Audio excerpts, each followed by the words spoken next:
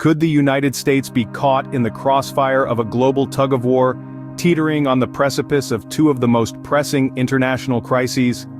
As tensions rise in the Middle East and Eastern Europe, the country finds itself in the eye of the storm. The Israel-Hamas war and Russia-Ukraine conflict are forcing us to confront tough questions. As these crises intensify, the role of the U.S. is being scrutinized. As the issues become more convoluted, these questions become more pertinent than ever. In order to fully comprehend the complexity of the ongoing tension between Israel and Hamas, we need to step back and delve into its history. The conflict's roots can be traced back to the mid-20th century, when the State of Israel was established.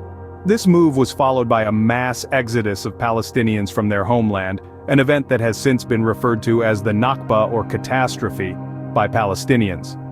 Years later, in 1987, Hamas was born out of a wave of discontent among Palestinians living in the Gaza Strip and the West Bank. The group's fundamental goal was to liberate Palestine from Israeli occupation. Hamas's strategy included a mix of socio-political activities and armed resistance, which culminated in a series of suicide bombings and rocket attacks directed at Israel.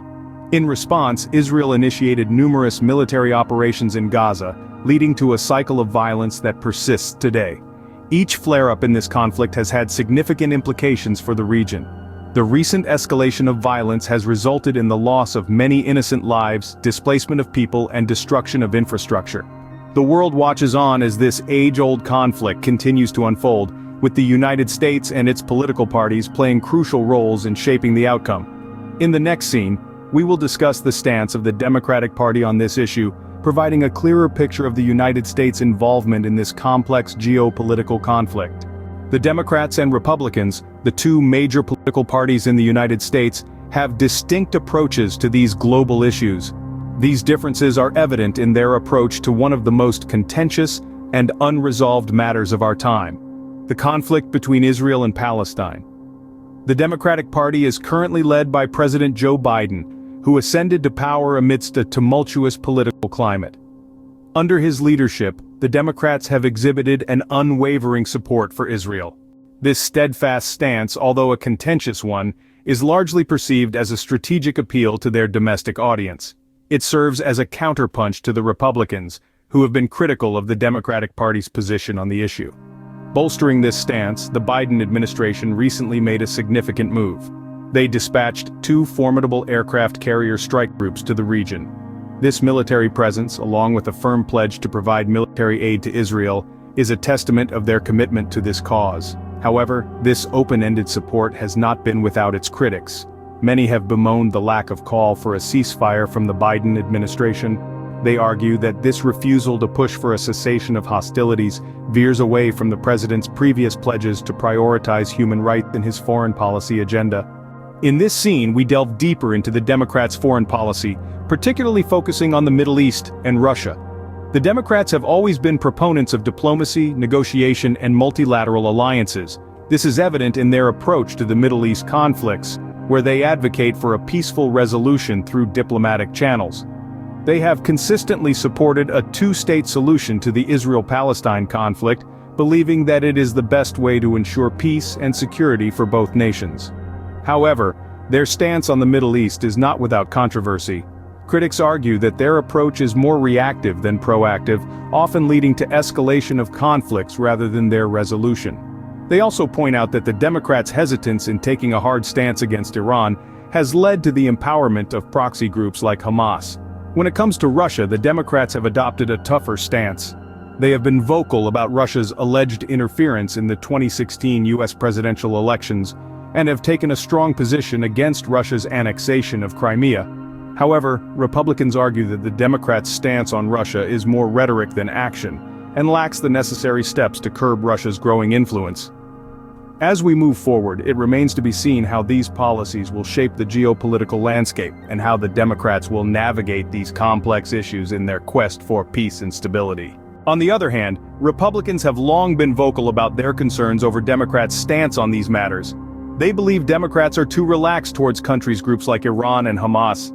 They suggest that the U.S. needs a more robust stance to protect its allies and national interests. Republicans argue that Democratic strategies lack long-term foresight.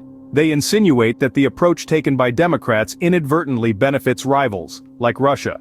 The Republicans have also criticized the Democratic approach as lacking in strategic foresight, accusing them of playing into the hands of Russia and other adversaries. In this scene, we delve deeper into the Republicans' perspective on these global crises. Republicans advocate for a more aggressive approach when dealing with international conflicts. Their foreign policy is characterized by a strong support for Israel, and a firm stance against Hamas and other groups perceived as threats to global peace.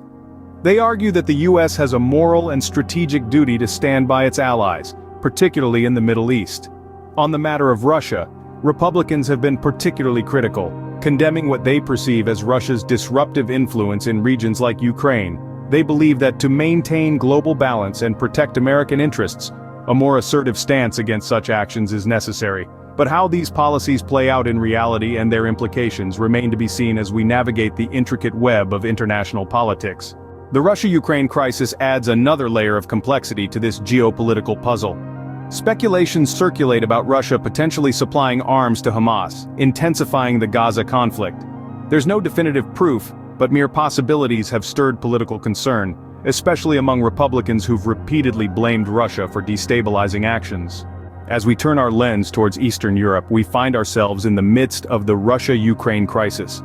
This conflict, like the Middle East, is steeped in history and political maneuvering. The dissolution of the Soviet Union in 1991 marked the genesis of these tensions, leading to a series of territorial disputes and political conflicts.